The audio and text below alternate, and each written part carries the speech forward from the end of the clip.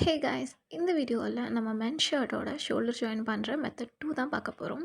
அதுக்கு மென் ஷர்ட்டோட back part எடுத்துக்கிறேன். Back பார்ட்டில் 2 யோக் பார்ட் இருக்கும். அதோட ஒரு யோக் பார்ட் எடுத்து இன்னொரு யோக் பார்ட்டை ஃபேஸ் பண்ண மாதிரி கார்னர் ரா எட்ஜஸை மட்டும் ஃபோல்ட் பண்ணுறேன். ஸோ இதை ஃபோல்ட் பண்ணிவிட்டு அதோட ஃப்ரண்ட் பார்ட்டோட நெக், அதாவது பேக்கோட நெக் அண்ட் ஃப்ரண்ட்டோட நெக்கும் ஒரே மாதிரி இருக்கணும். அந்த பிளேஸில் ஃப்ரண்ட்டோட எட்ஜஸை வச்சு நான் பண்ணுற மாதிரி நீங்களும் ஒரே மாதிரி ஒரு ஹேண்ட் அயர்னிங் கொடுத்துக்கோங்க.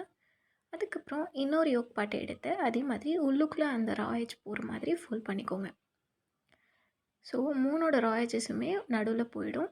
உங்களுக்கு எந்த ரா எட்ஜஸும் வெளியில் தெரியாது, ஸ்டிச்சஸும் வெளியில் தெரியாது.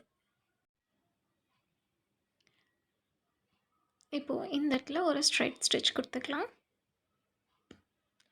கொடுத்ததுக்கப்புறம் எப்படி தான் இருக்கும் ரைட் சைட் டர்ன் பண்ணதுக்கப்புறம்.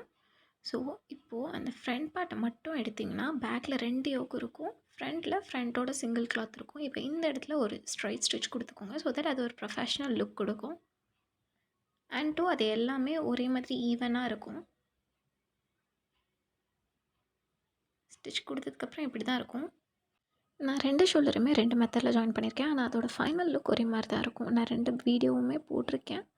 உங்களுக்கு எது ஈஸியாக இருக்குது அப்படின்னு சொல்லிட்டு கம்பேர் பண்ணி பார்த்துட்டு நீங்கள் சூஸ் பண்ணிக்கோங்க. ஃபர்ஸ்ட் மெத்தடோட லிங்க் கமெண்ட் பாக்ஸில் இருக்குது.